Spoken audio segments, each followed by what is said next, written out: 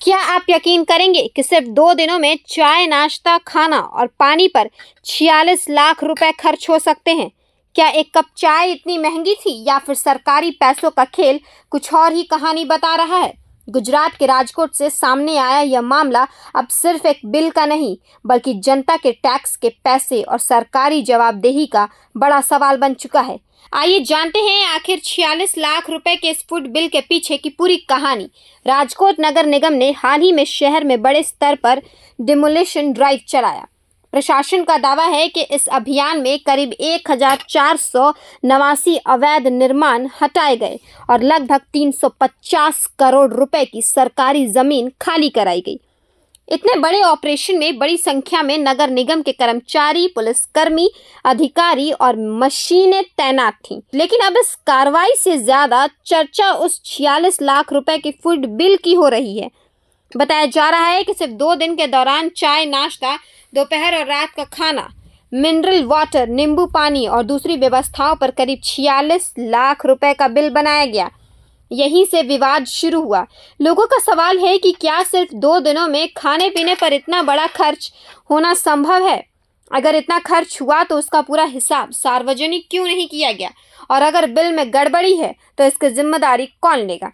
विपक्ष ने इस मामले को बड़ा मुद्दा बना दिया है। उनका आरोप है कि जनता के टैक्स के पैसे का सही इस्तेमाल नहीं हुआ और पूरे मामले की निष्पक्ष जांच होनी चाहिए। दूसरी तरफ प्रशासन का कहना है कि यह कोई सामान्य अभियान नहीं था।